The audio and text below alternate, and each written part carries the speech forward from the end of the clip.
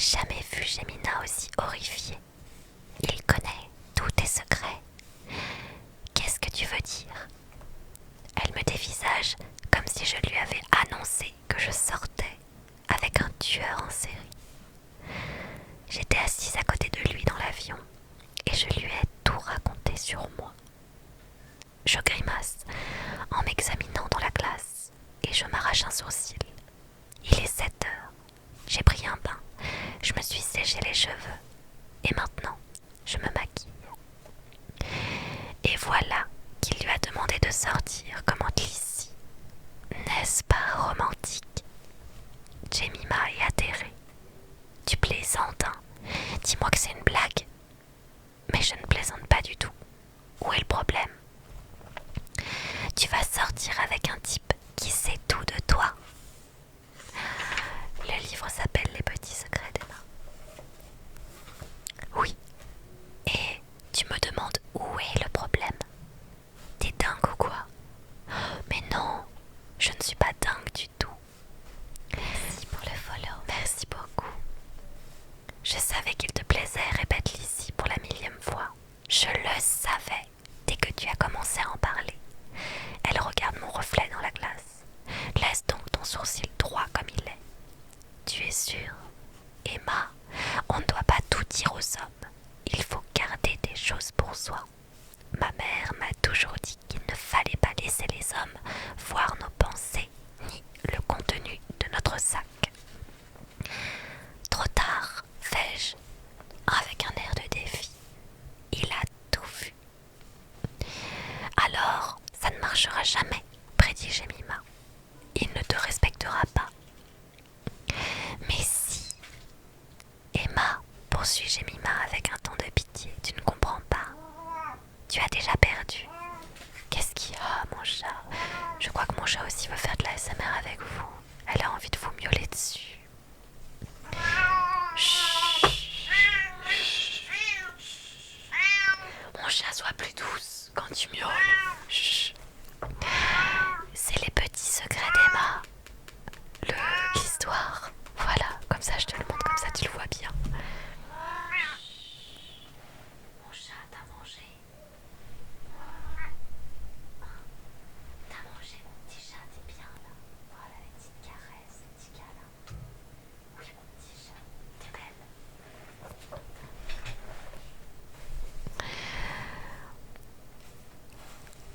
Je sais plus où j'en étais.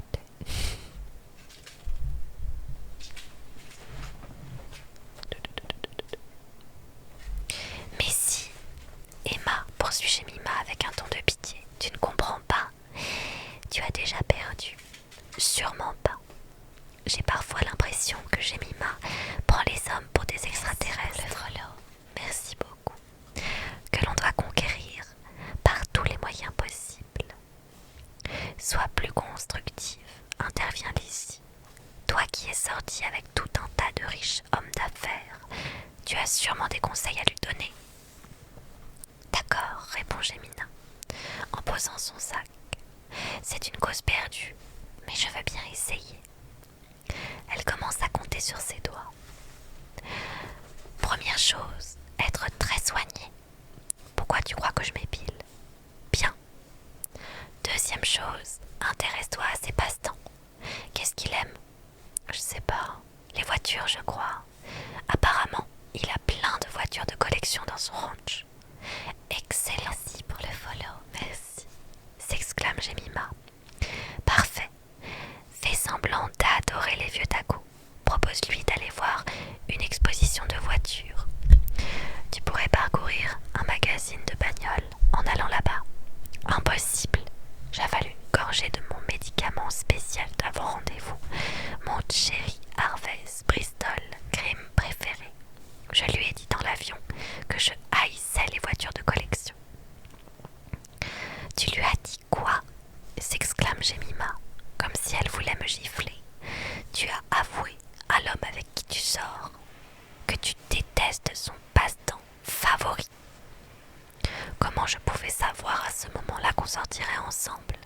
Dis-je sur la défensive, en prenant mon tube de fond de teint. De toute façon, c'est la vérité. Je déteste ces vieux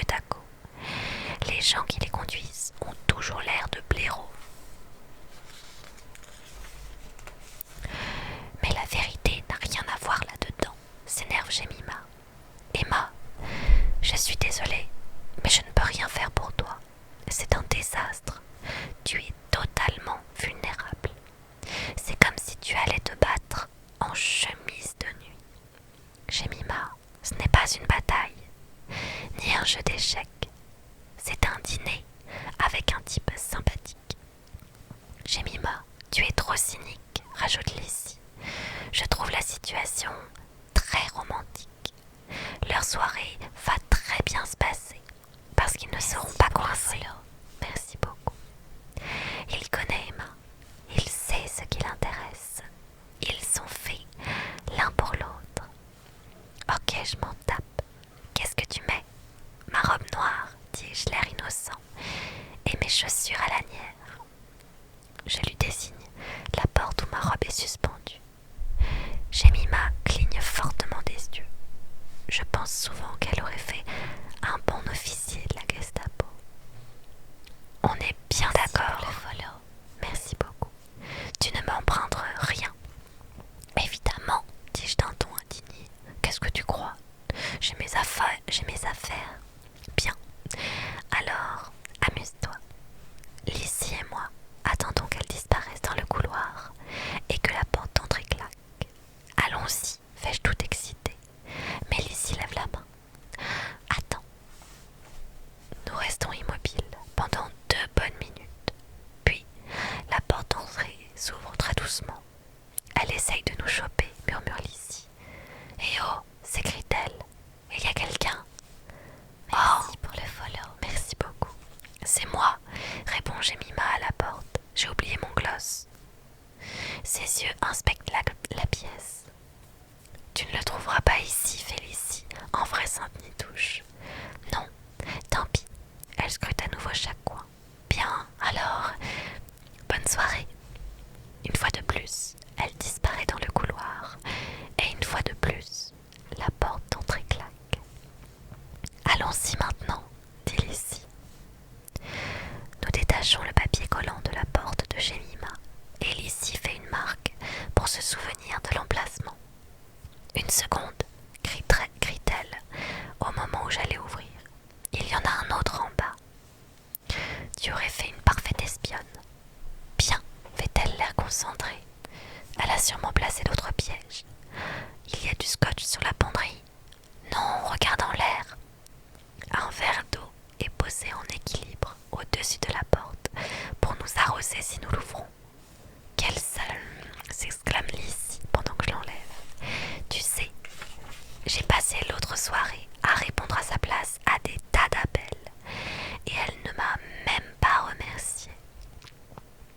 Merci beaucoup, c'est très gentil. Elle attend que j'ai posé le verre à l'abri et dit « Prête, prête ». Lizzie respire à fond, puis ouvre la porte de la penderie d'un seul coup. Immédiatement, une sirène hurlante se déclenche. C'est terrifiant. Oh, merde! Lizzie tente de claquer la porte. Merde, qu'est-ce qu'elle a foutu? Ça continue. Je hurle dans tous mes états. Arrête-la! Arrête-la! Mais comment? Il faut sans doute un code.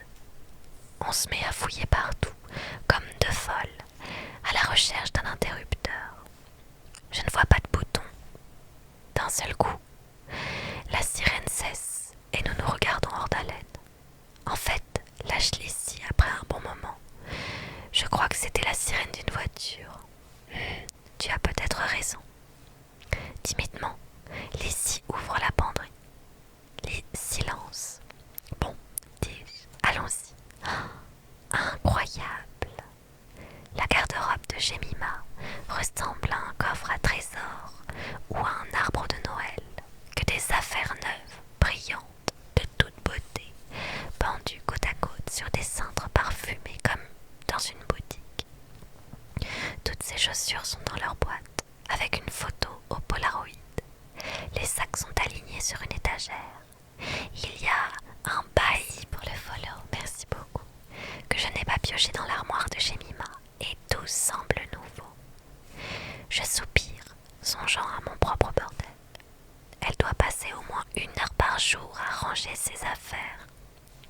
Absolument, je l'ai vu faire. Heureusement, la garde-robe de Lizzie est pire que la mienne. Merci pour le follow. Merci beaucoup. Elle a une chaise qui croule sous les vêtements. Ranger lui donne la migraine, et du moment que ses affaires sont propres, ça n'a pas d'importance pour elle. Bonsoir, bonsoir.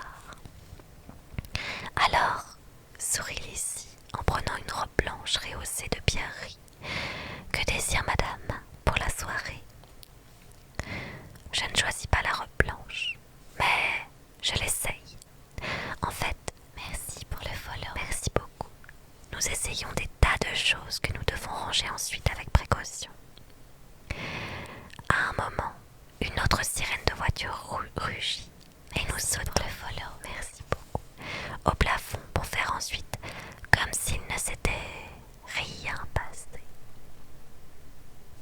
Finalement, je retiens un ravissant haut rouge que je vais porter avec mon pantalon. Merci pour le follow, merci beaucoup. En crêpe DKNY, payé 25 livres dans une boutique de charité de Notting Hill. Et c'est Prada argent à talons hauts. Et au dernier moment, merci pour le follow, merci. Presque malgré moi, j'attrape un petit sac noir Gucci. Tu es sensationnelle, s'exclame Lizzie quand je tourne sur moi-même. Vraiment fabuleuse. J'en ai fait trop. Bien sûr que non. N'oublie pas que tu sors dîner avec un milliardaire. Ne me dis pas ça. Je regarde ma montre. Il est près de 8 heures. Je commence à me sentir nerveuse. Je me suis tellement amusée à me préparer que j'avais oublié le but de l'opération. Le livre, c'est Les petits secrets d'Emma. Calme-toi, me dis-je. Ce n'est qu'un dîner. Merci pour le follow. Rien de plus. Merci beaucoup. Rien de spécial. Rien qui sorte de l'ordinaire. Oh, s'écrie Lizzie. Il y a une énorme voiture dehors. Je cours la rejoindre. Quoi? Où ça? En regardant dehors, je peux à peine respirer. Une énorme voiture est arrêtée devant la maison. Et quand je dis énorme, ça veut dire énorme. Elle est toute chrome et brillante. Et on ne voit qu'elle dans notre petite rue. Nos voisins d'en face ne cachent pas leur curiosité. Tout à fait, j'ai la trouille. Tout à coup, j'ai la trouille. Dans quoi je mets les pieds? C'est un monde inconnu pour moi. Quand nous étions assis dans l'avion, Jack et moi étions au même niveau. Et maintenant, regardez son monde et le mien. Lizzie, je ne veux pas y aller. Mais si, affirme-t-elle. Mais je vois bien qu'elle est aussi paniquée que moi. La sonnette retentit et nous faisons un bond. Je crois que je vais être malade. Allons. Le livre s'appelle Les petits secrets d'Emma. Et merci pour les tapotages, c'est adorable. Bonsoir, dis-je à l'interphone. Je descends tout de suite. Je raccroche et, tremblante, je regarde Lizzie. Et voilà, c'est l'heure. Elle me prend la main. Emma, avant que tu t'en ailles, ne tiens pas compte de ce que Jemima t'a dit. Surtout, amuse-toi bien. Appelle-moi si tu as une seconde. Elle me serre dans ses bras. Je m'inspecte une dernière fois dans la glace, ouvre la porte et descends l'escalier. En ouvrant la porte de l'immeuble, je trouve Jack qui m'attend. Il porte une veste et une cravate. Il me sourit et ma panique s'envole. Merci pour le follow. Merci. Telle une nuée de papillons. Jemima a tort. Ce n'est pas moi contre lui. C'est moi avec pour lui. Follow. Merci. Salut, sa voix est chaude. Vous êtes ravissante. Merci. Je me penche vers la poignée de la portière, mais un homme en casquette se précipite pour m'ouvrir. Suis-je bête? Dis-je nerveusement. Je n'arrive pas à croire que je monte dans cette voiture. Moi, Emma Corrigan. Je me sens comme une princesse, comme une star de cinéma. Je m'enfonce dans les luxueux coussins en essayant de ne pas comparer cette limousine avec les autres